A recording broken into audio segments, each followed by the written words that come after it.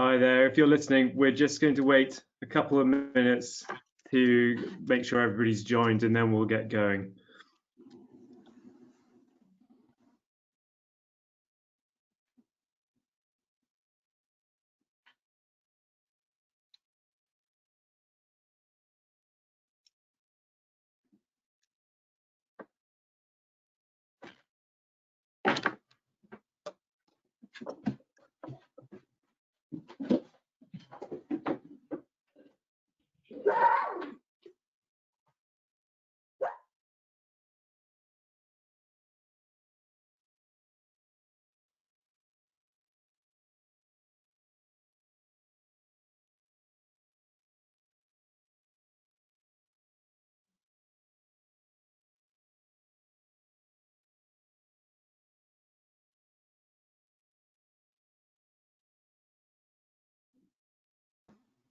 Okay, go.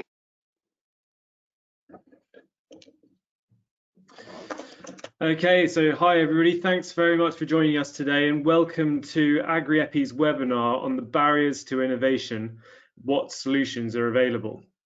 Today we'll be going through barriers to innovation in the agri-tech sector and some solutions to enable you to overcome these challenges. We're joined by today myself, Freddie Reed, who I'm projects and technical manager at Agri-EPI, Richard Armstrong and Paul Crooks from Catax, Phil Sanger, director at Volt IP, Rob Innes, director at Wyoming Interactive. We will take questions at the end of the presentations, please. Oh, Annabelle, do I have control?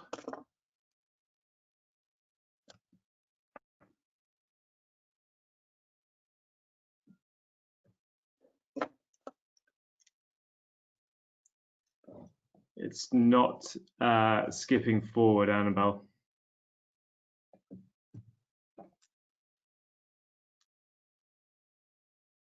Oh, there we go.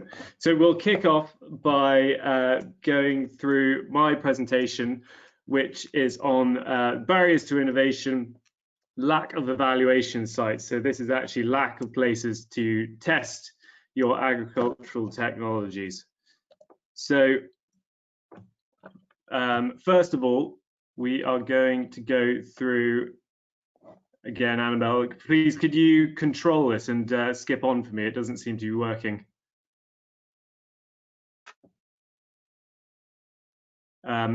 Thank you. Yeah, we're going to go over the 4 centres and what they are and why they're here. So Agri-EPI is one of 4 agri-tech innovation centres set up by the UK government and funded through Innovate UK as part of their agri-tech strategy. So the 4 centres are focused on, each have a key area of focus. Agri-EPI's is on agricultural engineering and agri-tech. CHAP is on crop health and protection. Agrimetrics is on big data, and CL is a Centre for Innovation and Excellence in Livestock. Next slide, please. So what is Agri-EPI? So we are set up to drive the growth of the agri-tech sector within the UK and maintain our place as a world leader in agri-tech. And one of the key reasons the centres were set up is that in the past there's been a lot of good research going on in the agriculture sector.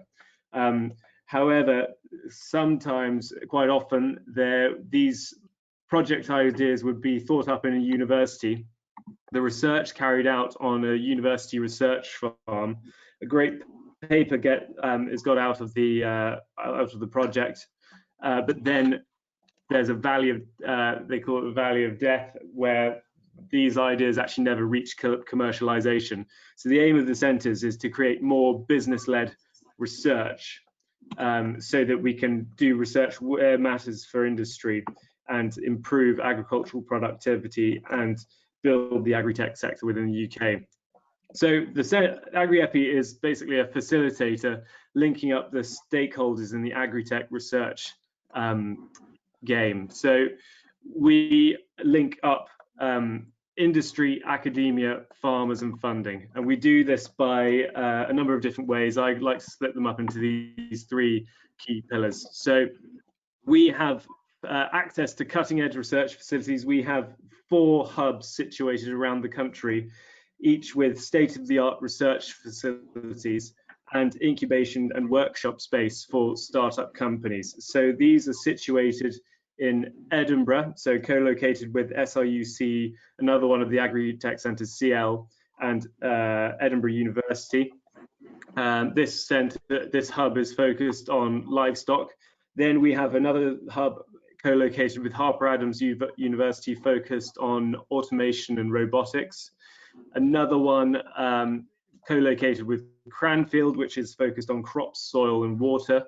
And then we also have our Southwest Dairy Development Centre down near Bristol, which is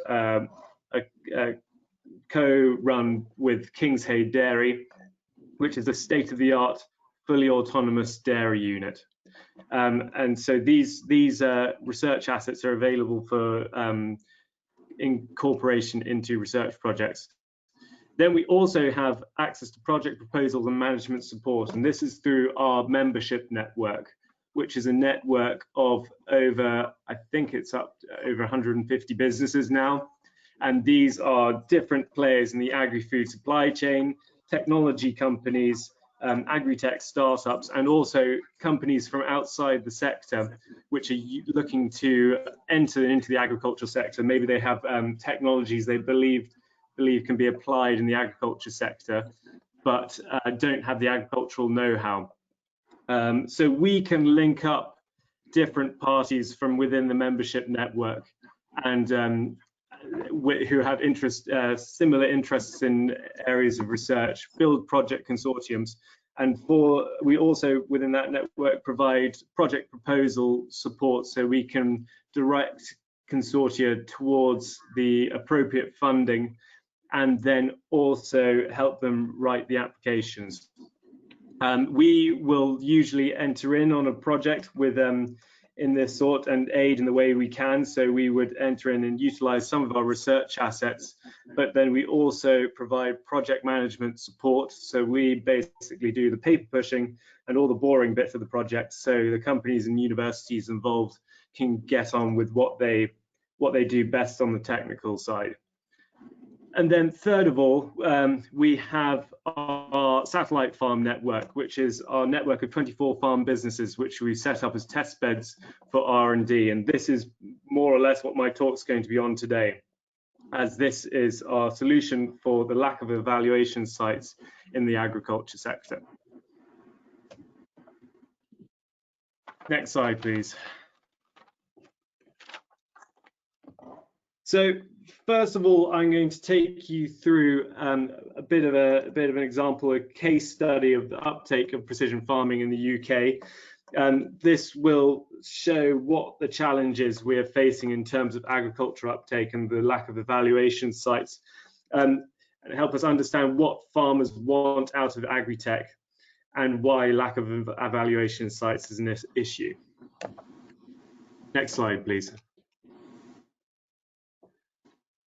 So we, back in 2018, Agri-EPI was involved with a project with Cranfield University, James Hutton Institute, and AgSpace Agriculture, which is a remote sensing company, linking Cranfield University and James Hutton's comprehensive soil data sets for England and Scotland into a digital format. So these are data sets which have been collected over 50 or more years and were in paper format, putting them into a digital format, linking them up, and then integrating them with AgSpace's remote sensing platform.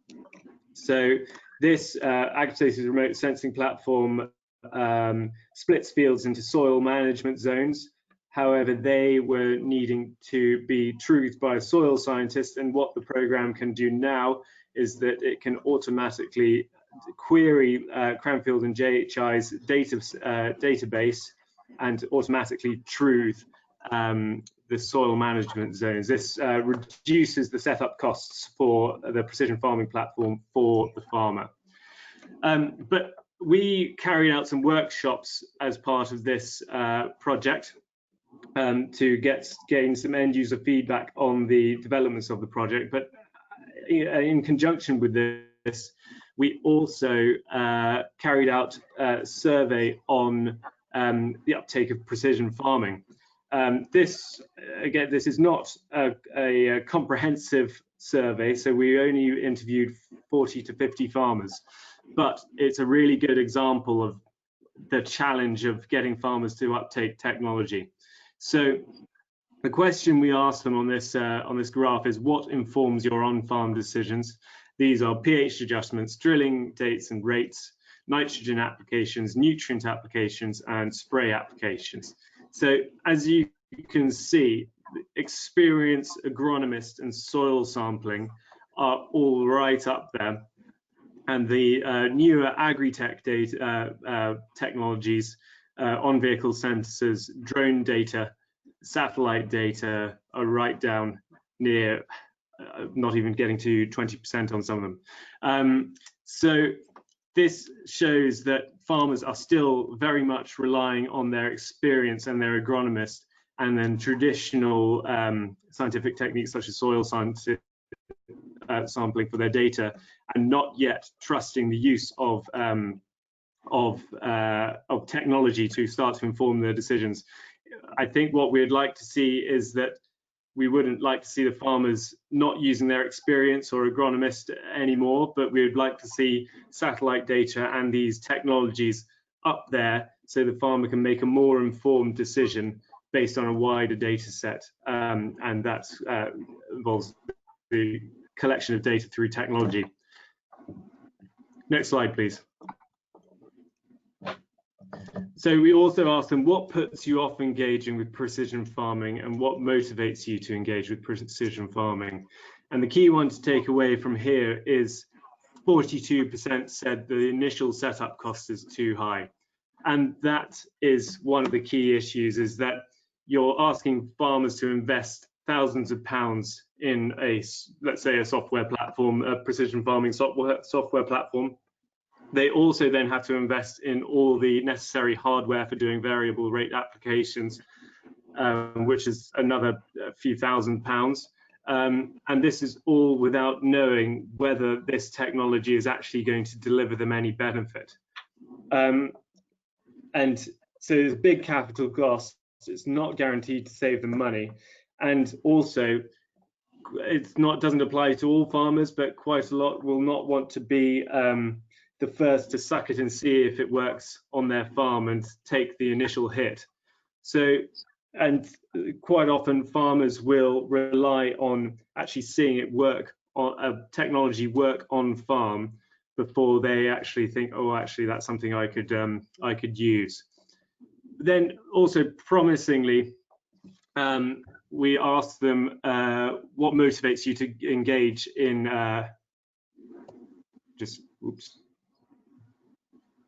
sorry about this, I've just accidentally minimized. What motivates you to engage in precision farming?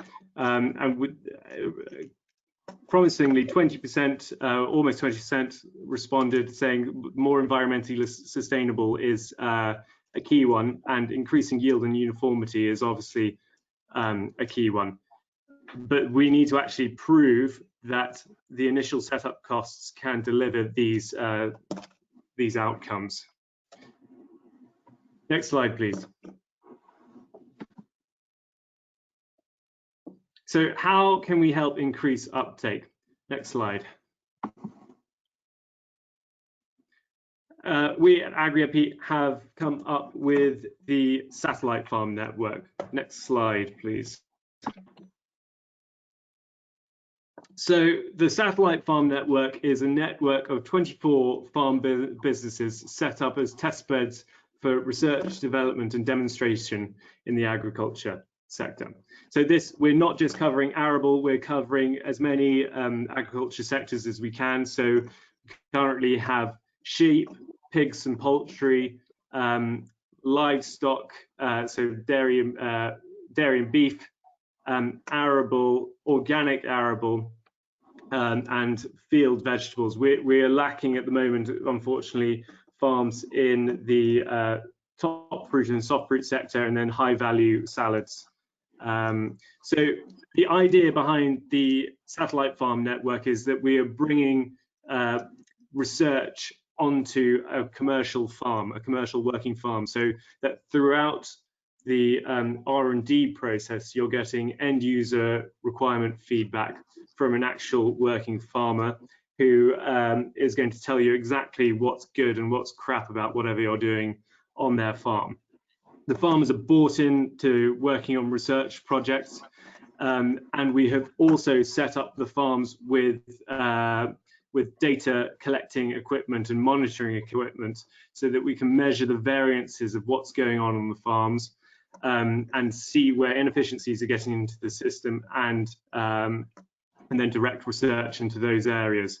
Another key aspect of why we're doing this is the knowledge exchange and dissemination. Most of the farmers are very high standing within their specific sectors, having won various awards and things like that. So having these farms as the test beds for new technology allows farmers in the local area or around the UK to see it working on their farm and think, actually, that might work in my system as well. So we also are in the process of setting up a database to collect all the data from the monitoring equipment that we've set up on the farms, so that this can then be utilized on an individual farm basis or as a whole, on a whole network basis. Next slide, please. So each of the farms has a basic data collection package. So we are collecting weather data, high resolution drone imagery, and then satellite imagery, soil data, and cropping over all of the farms using either the RESA precision farming platform or the Soil Essentials precision farming platform. Next slide, please. In addition to this, we have installed sector-specific technology on each of the farms to collect data into their specific primary enterprise. So I've got a few examples here. In the arable sector, a few of the farms who are growing milling varieties of wheat, and also one with spelt, we've installed CropScan 3000 NIR sensors, which measure protein content of the grain on the harvester. So this allows farmers to measure the actual quality of the grain as it's coming off, compare them with yield maps, and see what is causing these different these variances in quality. In addition, it also allows the farmers to segregate his grain at the grain store, meaning that he can get a higher proportion of his crop into a market premium. So on the dairy farms, I've got a picture of an Affimilk silent herdsman collar system here. So this is, if you're not familiar with it, it's more like a Fitbit for a cow. So it's a health monitoring system. So we can record health data on the cattle and estrus data, so knowing when they're in heat, so you can serve them at the correct time. So with these enclosed systems, we are trying to monitor the health status and the environment of the cow using the collar system, and then the feed input using mixer wagons, and the output utilizing milking robots. Then in the beef sector, we have on a number of the beef farms installed Ritchie beef monitor crates. So these are water troughs attached to a weigh crate, so that each time the animal goes on for a drink, we can record its weight and get its daily live weight gain. So this is looking at replacing the use of cattle races. So for beef finishers, getting the cows in every 3 weeks or so, or at all, running them through the race and weighing them, which can be a stressful experience, and see a drop off in live weight gain. There also is quite a large percentage swing in a cow's weight throughout the day. So it can cause inaccuracies in this system. Whereas with the water trough, you're weighing them 4 or 5 times a day, so you can create an average of what weight the cattle are putting on each day.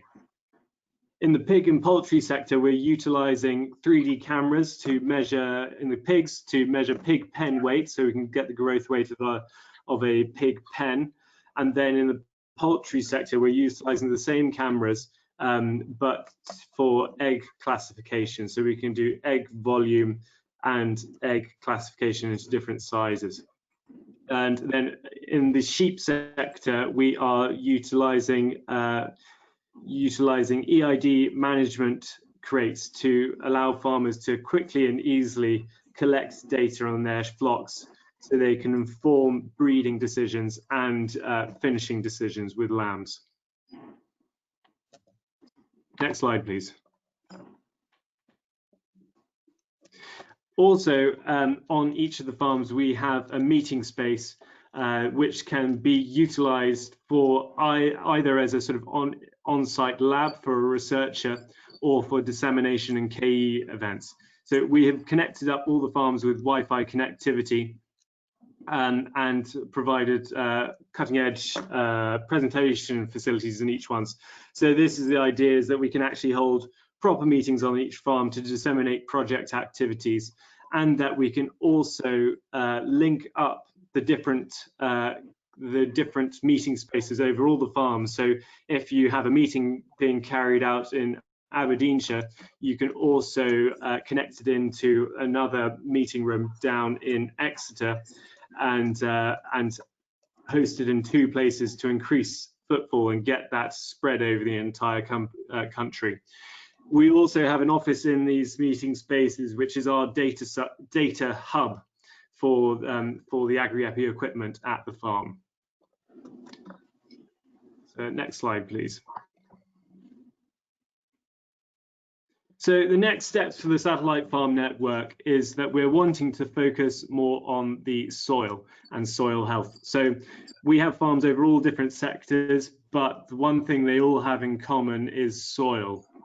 And with the changes in the payment scheme for British farmers and for EU farmers now as well, what is going to become increasingly important is actually managing our soils for public good and increasing the carbon content of soils. So what we're planning to do is to start to monitor the different factors which affect soil health and carbon sequestration.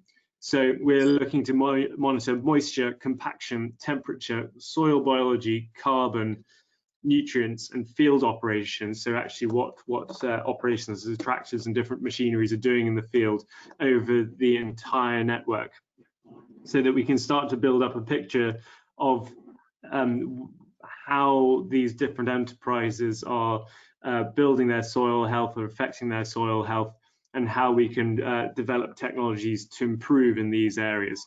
So that is the next step for our satellite farm network. Next slide, please. So if you would like to talk to us about evaluation sites over the satellite farm network, please get in contact with me, Freddie Reed, or Annabelle, who's organised the event. I would be happy to talk to you and excited to hear about what technological innovations you have in mind. So now I will pass over to Richard Armstrong and Paul Crooks at Catax. Thank you very much. Thanks, Freddie. It's Paul speaking here. What we'd like to do today, bearing in mind that just in the current environment that business and particularly cash flow are so challenging, we'd just like to have the next slide, Richard. Yeah, I think I'm going to leave the slides to Annabelle. Similar issues to Freddie, I'm afraid. Okay.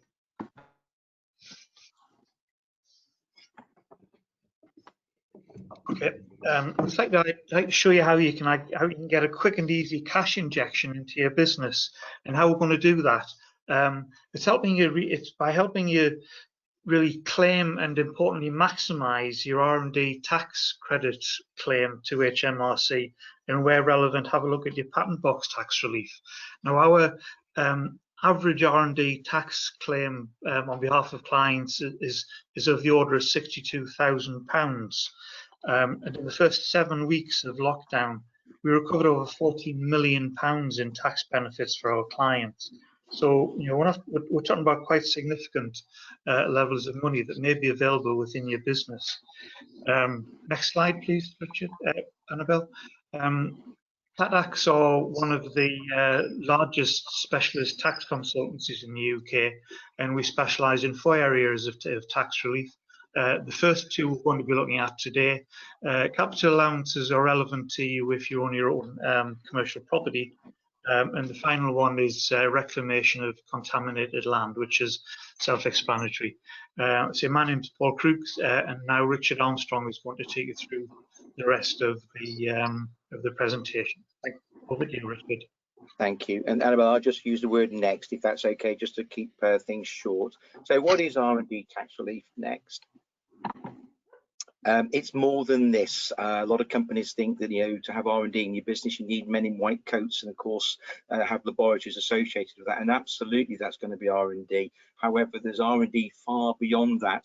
And we often talk about companies about what business transformation, change or growth they've been through, because that might indicate profits, projects, my apologies, which could be qualifying against the definition of R&D. Next.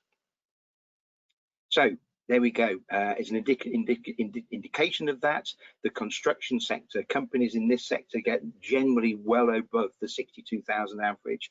But who would have thought that you could have R&D in a solicitor's practice, £26,000 going back to a solicitor's practice that developed their own IT system, or perhaps over 100 companies in the brewing sector for developing beer that tastes weak but actually could blow your head off, or saffron and chili flavoured beer on extending the shelf life, or perhaps the jeweller in Harrogate that had £82,000 for developing a new way of holding a diamond ring in a clasp. So it's much wider than you may think. Next.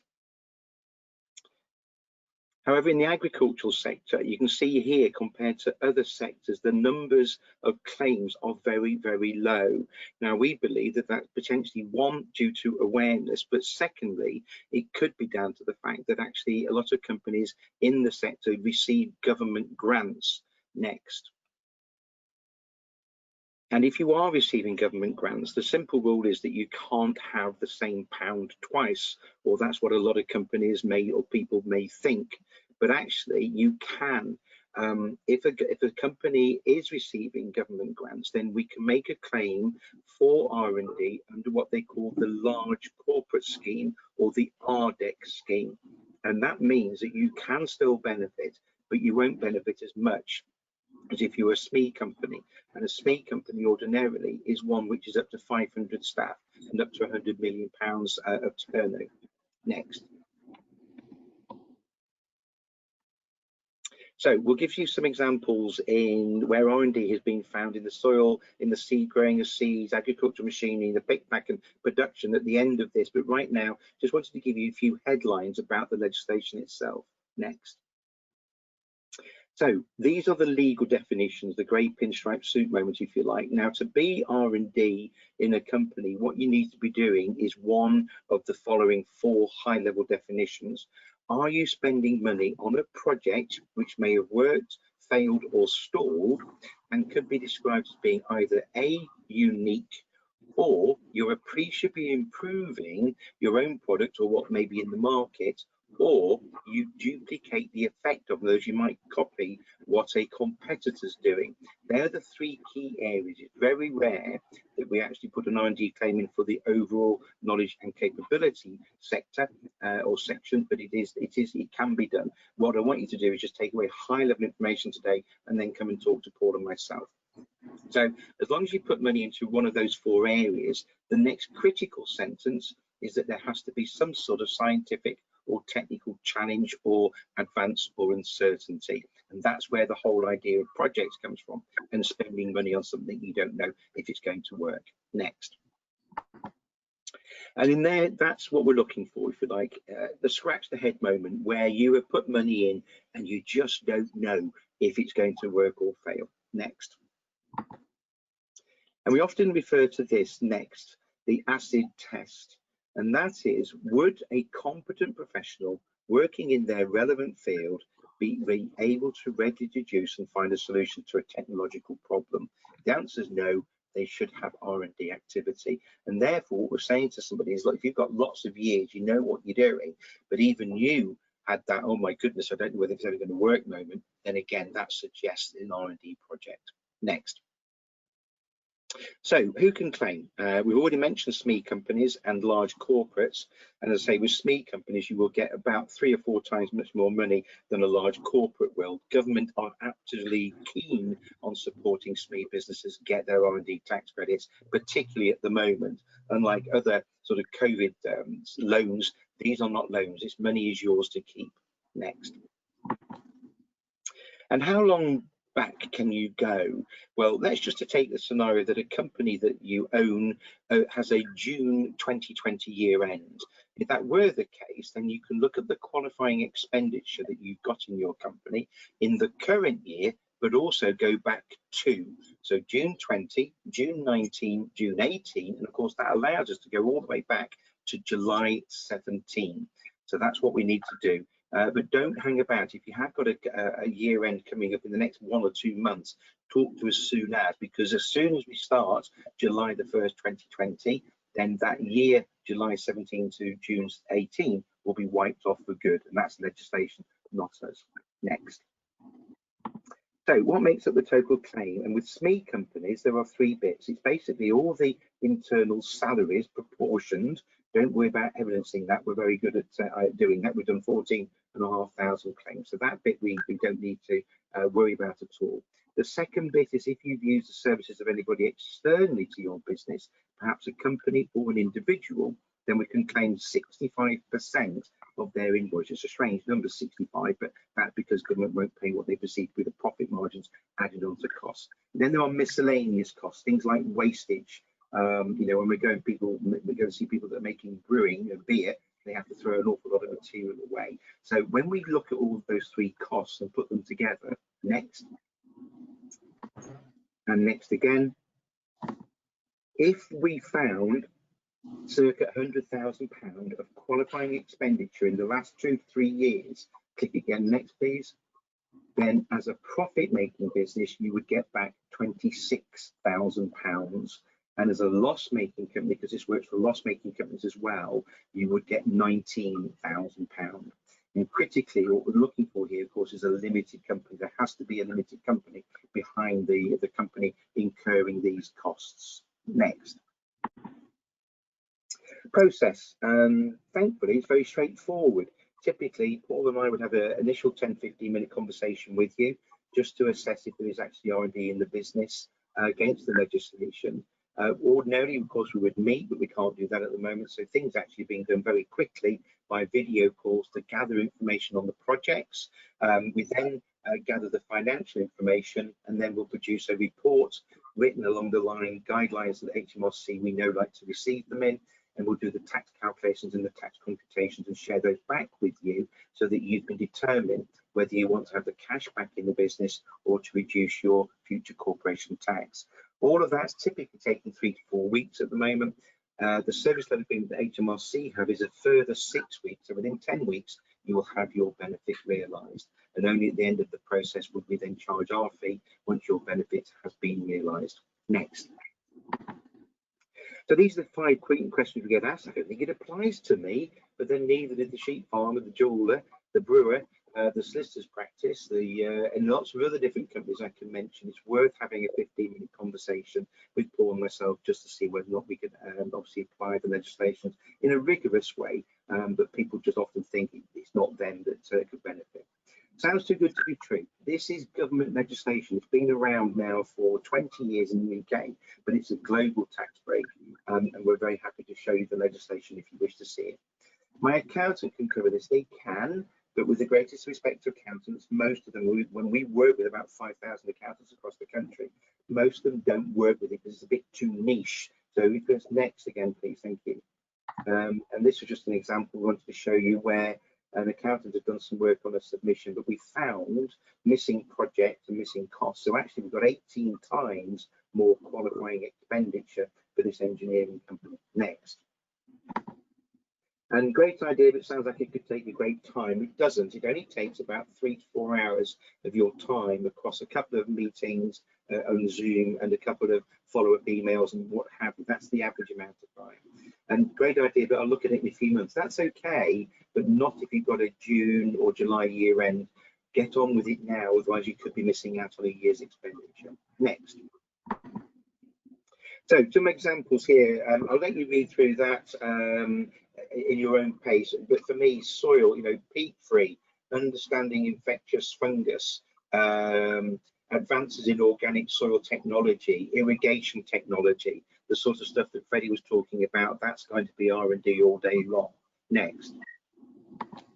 And in the seed area, I've been working with a company here where I live, just in Lincoln, that developed Miscanthus rhizomes, taking them down from the size of something the size of a swede down to something about the size of a conker. And what that's done is allow them to decrease the growing time and absolutely increase the yield. And they've been doing that for many years and had hundreds of thousands of pounds worth of R&D tax credits. And we've done exactly the same for potato seeds and others as well. Next. In the machinery area, which is generally modifications to machine, predominantly to increase efficiency, reduce damage, for example. And another recent example, I've been working with a company that built an IT app, which was helping them to identify specifically areas of fields which needed treated with lime. Next. And then the last area, sort of the pick, pack and production area, as I'm calling it, predominantly this is all about increasing shelf life and reducing damage to crops. But you then get your unusual ones like the one at the bottom there about developing gas purging systems. It's all about projects, all about taking risk and not knowing if it's going to work. And if the person that knows what they're doing has the scratch their head moment, that's the type of things that we're looking for. Next. So just very quickly on this, because I believe patents are being covered off and IP is being covered off, but I wanted to mention next that there is a government legislation separate to R&D, which has been around for about 9 years now. So in effect, if you have either got a patent for something that you've developed in form of a product or a process, or you're thinking about it, then do talk to us, because what will happen when you start making profit, you will only pay an effective corporation tax rate of 10% on any profits from those products or processes, and it will last for the duration of the patent, which is typically up to 20 years. So a great legislation, very much underutilized. If R&D is underutilized, then this is definitely more, or even less so. Next. Paul, back to you, sir. Thanks, Richard. Just a little bit of a background about Catax, just so you know who you might be dealing with. Catax are one of the largest specialist business tax consultancies in the UK, and you can see the tax relief areas that we look at.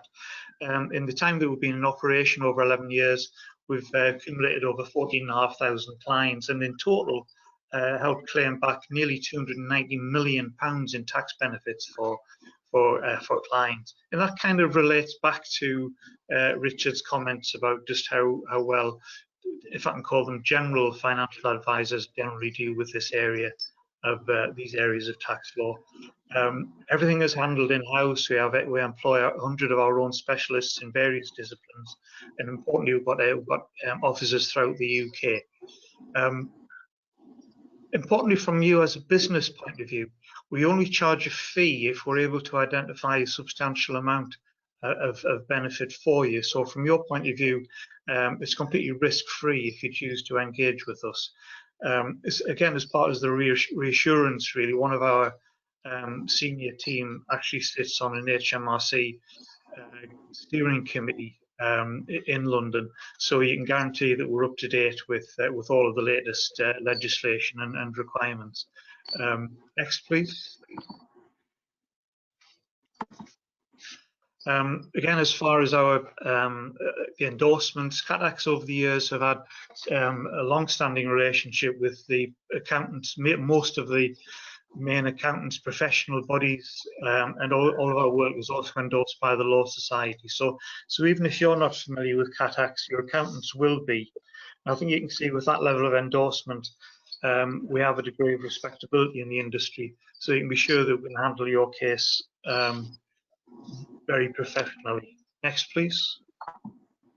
That's us. There's our contact details. They'll be all circulated to you later on, and we'll handle any questions later on. But what I'd like now to do is to introduce you to Phil Sanger from Vault IP, who's going to look at how you protect the intellectual property within your business. Over to you, Phil. Thanks very much, Paul.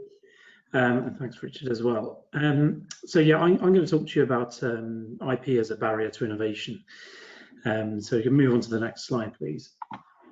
So first of all, just a brief introduction as to what on earth patent attorneys are, if you've never come across one. We're not solicitors. We're actually kind of a hybrid of a lawyer and a scientist. I really should have put Mr. Scott there instead of Dr. McCoy, being an engineer myself.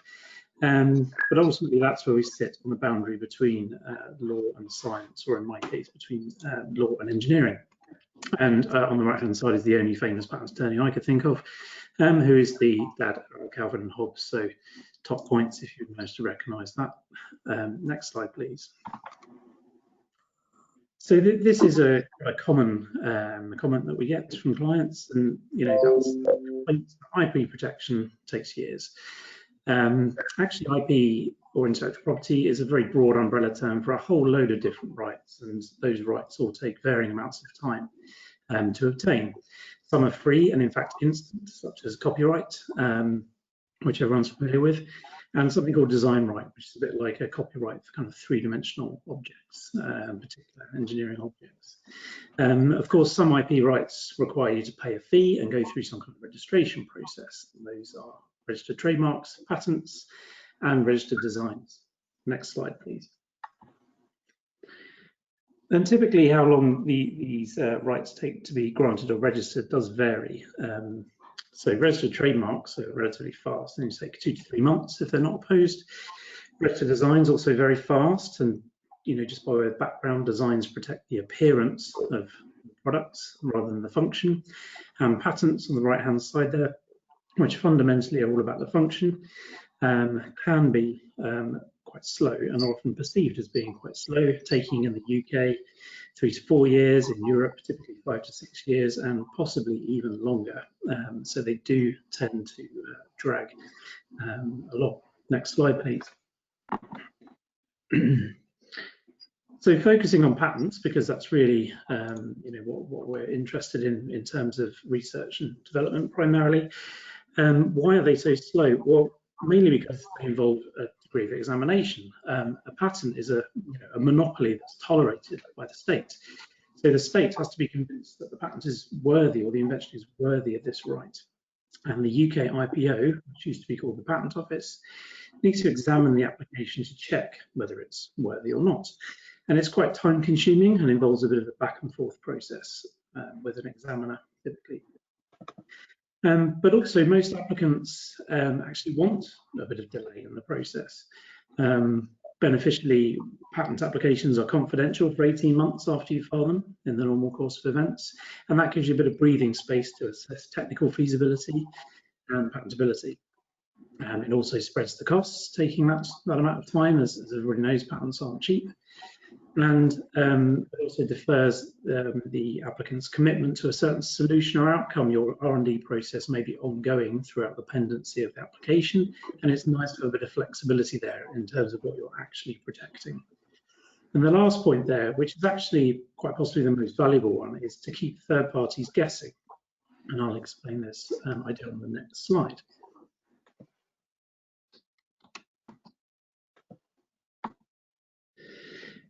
So to kind of use a visual aid here, the scope of a patent or a pending application is kind of like a fence. If you're within the fence, you infringe the patent. If you're outside it, you're okay.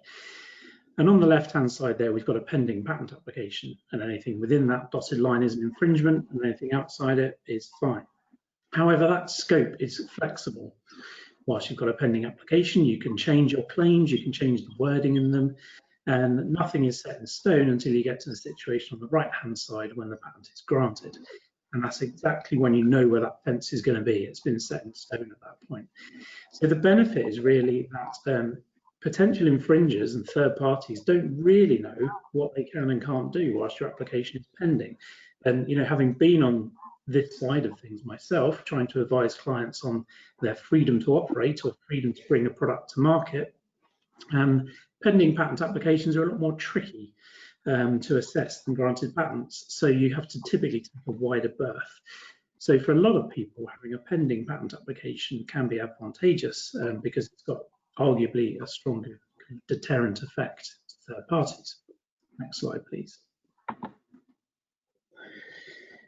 So before I get on to how we can make patents go faster, essentially, there is a question there is, do we actually need them to be fast? I've spoken about why they are slow and why some people prefer them to be slow. But what's the rush to get them granted? Now everybody knows you've got to keep your invention secret before you file your patent application. But actually, once it's filed, you're free to publish that invention. You can go and talk to people about it without non-disclosure agreements. You can put it on the market, you can sell it.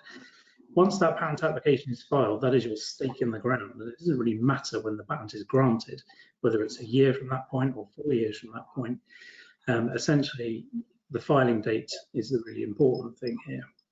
So that's one thing that we do come up against is clients, feel a certain sense of shock when we say it's going to take a few years to get this granted because they think, well, they're going to have to wait a few years to put their product on the market.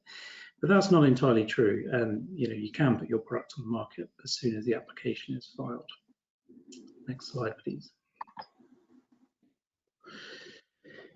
So is a granted patent better? Well, as we've discussed already, not always. Sometimes a pending application is an advantage for various reasons. But the major problem with a pending patent application as opposed to a granted patent is you can't sue anyone with it. And at the end of the day, patents are there to take action against infringers. Only granted patents can be used to sue someone, not pending applications. The other reasons you might want to get your patent granted sooner rather than later are, for example, commercial deals such as licenses and supply agreements. And what you'll often find with license negotiations is, you can demand a much higher royalty and much more favourable terms if you've got a granted patent, because the licensee knows, that they will have some degree of exclusivity. That's in the license deal, without any doubts about whether they're the only people that can actually bring this product to market. And the same can be said for supply agreements. You can offer people exclusivity with a granted patent, and you can't necessarily guarantee that if you've only got a pending patent application. With respect to the second point there, some markets and some areas are particularly competitive, and you'll find that infringements appear very quickly. As you'd expect, this happens a lot with very kind of more low-tech inventions, those which can be easily copied and reverse engineered. And if you're in one of those markets where these infringements are going to pop up, typically from overseas, you may want a granted patent ready to go, to stamp on them as soon as they turn up in the market of interest. And the final point on there touches on what Paul and Richard were just talking about, which is, of course, patent box tax relief, and the benefit from that can be huge. And I believe that you need a granted patent in the tax year or financial year of interest in order to claim the tax relief rather than a pending application. So it can be important to get a patent granted quickly if you're going to bring your product to market quickly and start making a profit that you want to claim the tax relief for. Next slide, please. So can we make patents go faster? So let's say, for example, the 3 to 4 year timescale in the UK is simply not good enough, and you're interested in getting something granted for one of the reasons that I've just discussed. So yes, we can. The 3 to 4 year option is the default, but there are options for going much faster, and the nice thing about them is they're all free. The top left there, combining search and examination. Now, those are two separate stages of the process. Normally, you're going to search report quite early on, and then you go into examination typically after 2 years. But what you can do is you can ask the Patent Office to combine them together, and they take place within a few months of filing, and you can really get a head start by doing that. The top right there, requesting early publication. As I mentioned previously, patent applications are typically not published for 18 months, and to give you a bit of breathing space, but you may not want that breathing space. You may just want to crack on. And one of the things that's enshrined in patent law is that you can't get a granted patent until your patent application has been published for 3 months. So obviously, if it doesn't publish for 18 months by default, you've got to wait 21 months for grant at a bare minimum. But what you can do is say to the Patent Office, we'd like this to be published as soon as possible, and then you're only going to be waiting 3 months from that early publication date. So, much sooner potentially.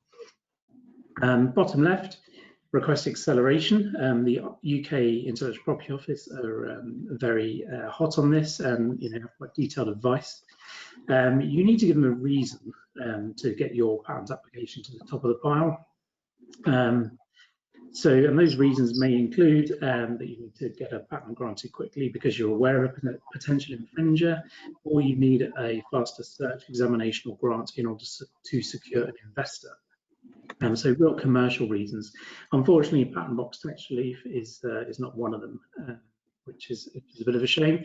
But generally, most people will find themselves in circumstances where there are other reasons for getting a patent granted quickly, and you don't have to submit evidence for that. It's simply justifying your reasons with a letter. And the bottom right way to speed things up there is another form of acceleration called the Green Channel. And quoting from the IPO's website, this service is available to patent applicants who make a reasonable assertion that the invention has some environmental benefit. If, for example, the invention is a solar panel or a wind turbine, then a simple statement is likely to be enough. However, a more efficient manufacturing process, which uses less energy, is likely to need more explanation. So that kind of gives you a good idea of the scope of the Green Channel there. So if you simply come up with a process or a piece of equipment which uses less energy, there is potential to accelerate through the Green Channel. And of course, they do list a couple of inadequate reasons, including those which are clearly unfounded. For example, a patent to a perpetual motion machine, which you might argue is slightly short-sighted, but I guess until we change the laws of physics, we're kind of stuck with that. Next page, please. So this is how those measures that I just discussed can accelerate things. So this is your kind of typical timeline for getting a UK patent granted.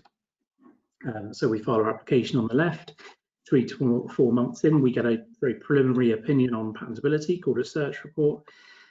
18 months to publication, and 2 to 3 years for examination, and then typically grant in 3 to 4 years after that examination process has concluded.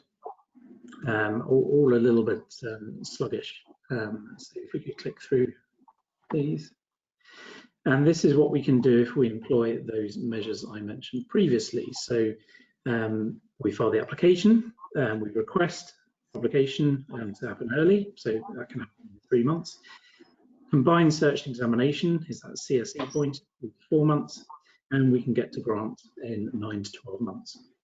So very quickly compared to the process on the top row there, and I've certainly had patent applications granted in less than a year by using this process. So from experience, I can say it does work, and it works well. And the UK IPO are always keen to help if you're keen on getting your patent granted. Next slide, please. So that's all UK based, which is primarily what most people are interested in for markets in this country, as you'd expect. But overseas patents are another issue, and there isn't a harmonised process for acceleration of patent applications, so you can't do the same thing all over the world. But as a European patent attorney, I know that the EPO offers acceleration through its PACE programme, and the nice thing about that is you don't need to give a reason. It's even a little bit easier than the UK system, if you like. And the other thing to bear in mind is if you're looking at international protection, there are these kind of inter-office schemes. known as the Global Patent Prosecution Highway. We can use the work of one intellectual property office to speed up examination in another. Unfortunately, we don't have one unified patent system across the globe. They all work in little silos, but those barriers are being broken down by this program, in which, say, for example, if we've got a UK patent that we've managed to get granted in less than a year, we can send a copy of that, as well as the work product, to the UK Intellectual Property Office, to our cousins in the US or China, and ask them to use that in order to push the grant application in those countries through. It is very much kind of an early stage. I would almost say still a pilot scheme, which is great in principle. It doesn't always work, particularly in the US, who have their own ideas on what's patentable and what isn't. But a lot of the time it can help us to push things forward. Next slide, please.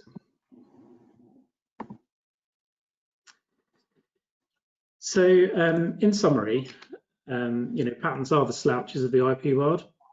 But as I say, this isn't always a bad thing. I think the key piece of advice here is to really think about what your commercial objectives are.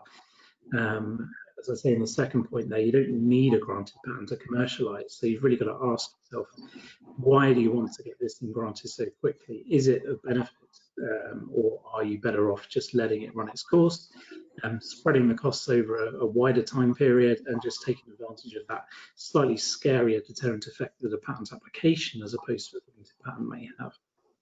And as I say there, sometimes a pending application is better, but very much depends on the commercial circumstances.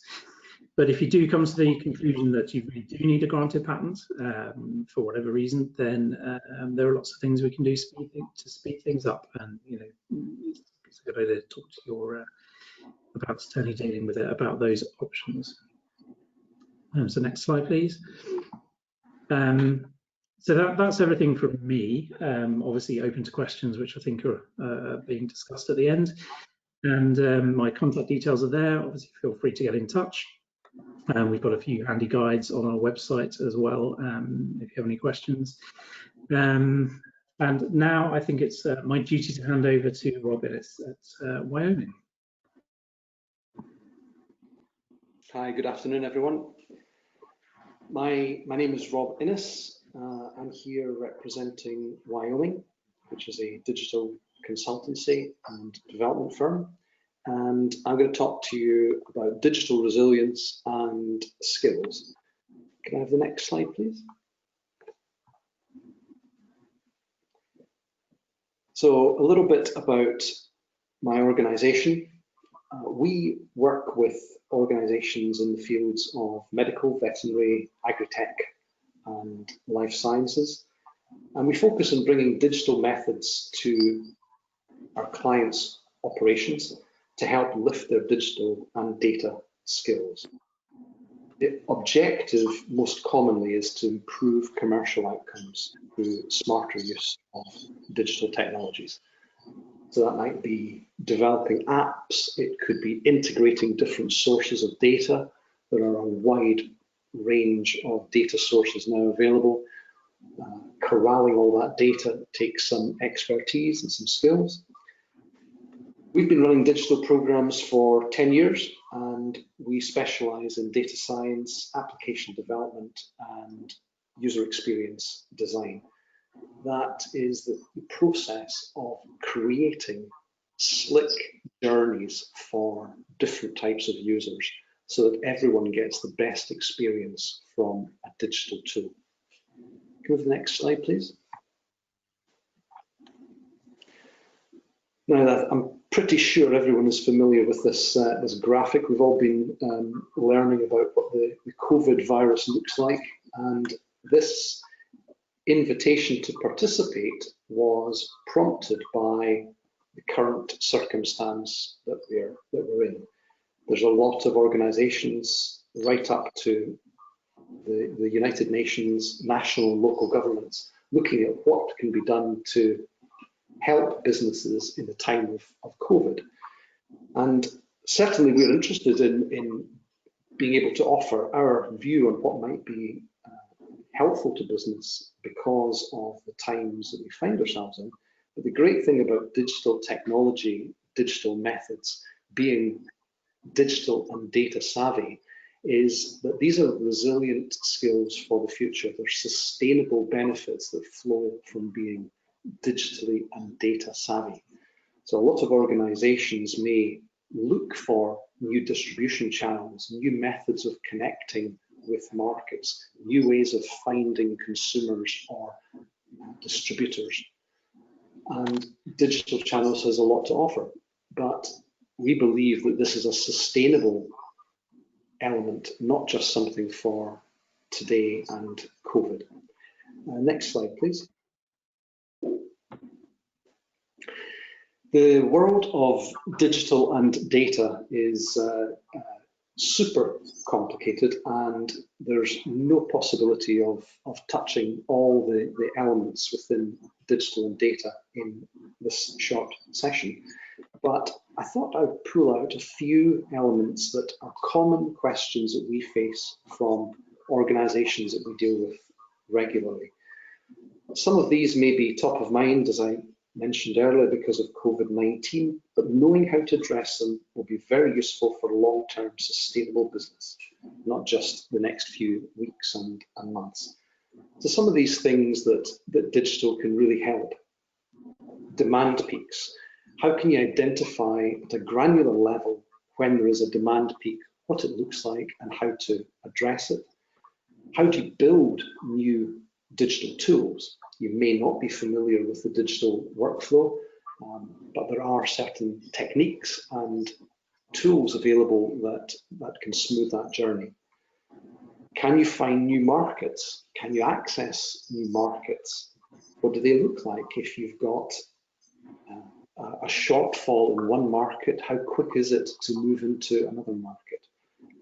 A lot of organizations that have had a distributor model are also looking at direct-to-consumer models and how quickly could a D2C model be developed. And what trends in the wider sector can be identified? One of the great things about digital tools is the data trail that they leave behind. And that's great for organizations to mine their own data and optimize. But these digital data trails also exist in, to some extent, the public realm, and you can leverage these data trails to get insight into what's happening in your industry and even with some competitors. Next slide, please. So let's look at one of these common questions, identifying demand peaks and how to deal with them. There's so much data out there, and one of the earlier presentations talked about sensors and soil monitoring and satellite or drone image data. Pooling all of these together with other data sources like inventory, supply chain, market demand, buying signals, buying trends. Pulling all this together and trying to corral that data, it's quite challenging because the data comes at you very fast. It comes in different formats, and you may have to make quick decisions. We help clients with normalizing these data sources to be analysis ready, so that you don't have to go through the hard work of data analysis, and you can move to using that data, leveraging the results. And moving from backward-looking reports on what has happened to forward-looking forecasts to predict what may happen or is likely to happen in the future. This is an area where some skills and data would be helpful, and there are some amazing resources out there. There are some great tools like Power BI, which comes from Microsoft. There are other ones like Click and Tableau, lots of dashboarding tools. And Google have one called Google Data Studio. And this is a free product. It is a very high specification data analysis and visualization tool, and it's free to use. And all of these tools have channels on YouTube. There are literally hundreds of producers creating content for them. So there's a lot of information out there in the public domain that you can use to to skill up. Can we have the next slide, please? Building digital tools, and I'm going to use the example of building a smartphone app. There's lots of people that build smartphone apps, and lots of those are very good at it, but it tends not to be something that organizations do often. And leveraging a third-party expert is a good way of getting up the learning curve and avoiding a lot of risks. But there are a lot of things that you can do yourselves, and one of the things we find that's very useful for clients is working with wireframes. So describing software functions and user journeys, the way that different users navigate their way around a piece of software. If you just go and build the app and then launch it and find that the user journeys are wrong, it gets hard to change code. But changing visual designs is fast and cheap. So the classic challenge in building software is users sometimes find it difficult to define what they want exactly until they see what they don't want once it's been built. And using wireframe models is a great way of teasing out some details from an idea, a plan, a process, getting them down into a shareable form, discussing it and figuring out what the right way to enable that, or if in fact you have the right idea to start with. There are some simple tools, I've listed a couple there, any available. Lucidchart for process mapping and Balsamic for drawing out wireframes, which just describe every screen in your application or the main screens in your application. There are more advanced tools. The one that we normally use is called Adobe XD in our work for clients. But these tools, they let you iterate fast, to come up with an idea, throw it away, improve it, move forward, and to act quickly. And you add fidelity to your designs and your processes as you gain certainty in your understanding of the job to be done. And the next slide, please. Another great way that digital tools and technologies can help is identifying and accessing new markets. Consumers change their behavior on a regular basis. Things fall in and out of favor. But right now, we're facing potentially huge changes, like will restaurant use return to normal? Not in 2020, perhaps not in 2021. So what happens in the face of these large-scale trends? But at a granular level, what consumption of data, what use of digital environments are consumers making that allow us to learn and plan and improve the business?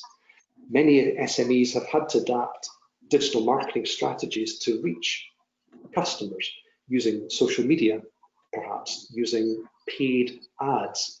Google Ads is an example platform. There are many acquisition channels for new business. And the great thing about digital acquisition channels is the data that they generate. Talked about this data trail previously, and it really does give you a lot of insight on what's working. Google Ads, Facebook Ads have entry-level services to get started fast. You don't need to be an expert to get started. I would say that some expertise in the platform helps you with more advanced features, but you can test pay-per-click advertising, starting small, learning what works before investing significantly.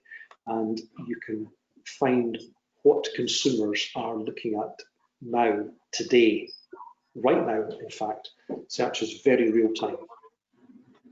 And the next slide, please.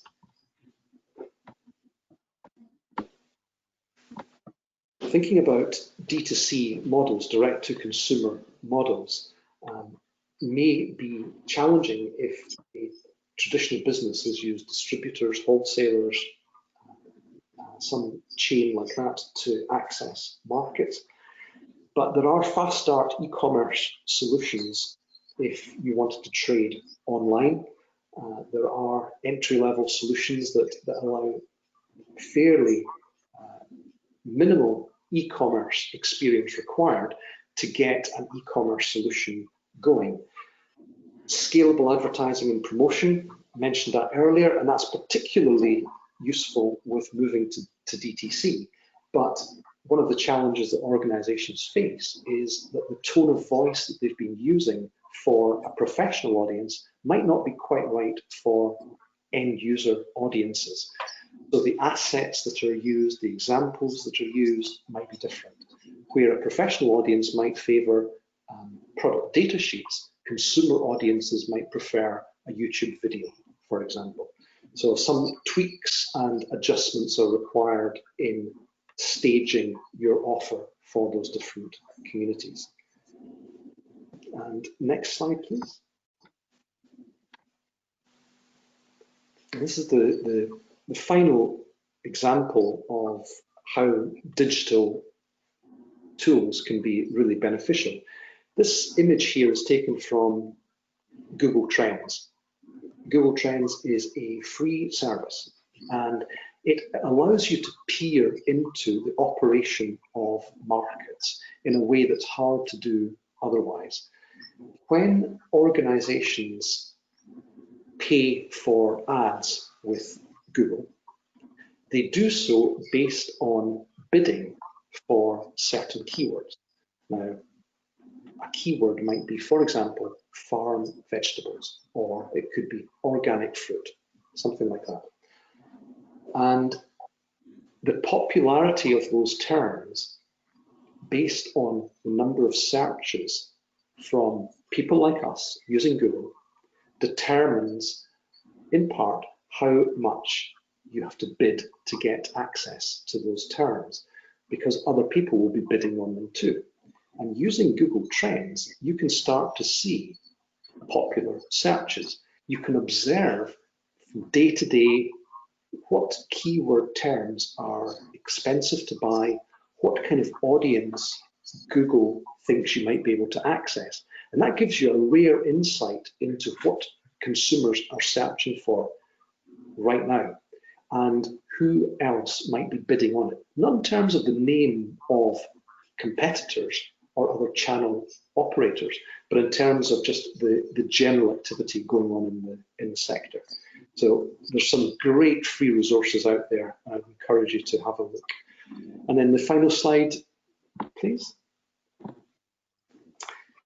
So achieving digital resilience, the techniques and tools are really quite amazing.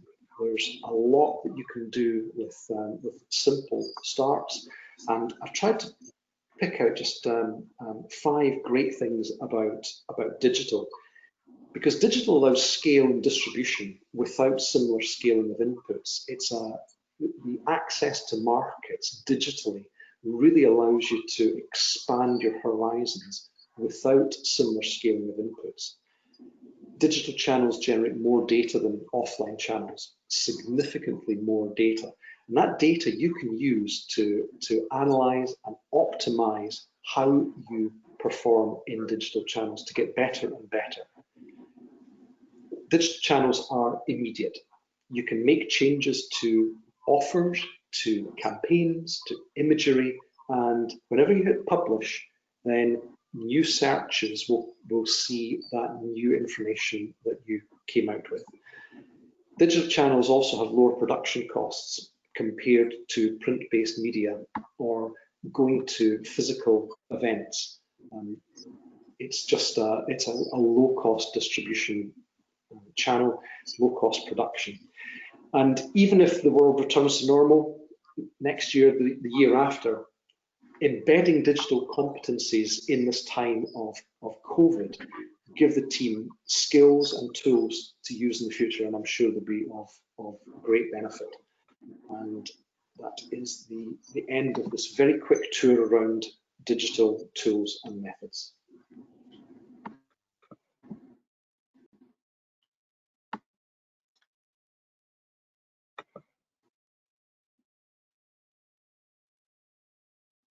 Okay, thank you all for listening. We have just run out of time for questions, so we will follow up with questions directly with all of you who have actually supplied questions. And a recording will be sent round after the end of this webinar. So thank you all for joining, and we hope you found it useful.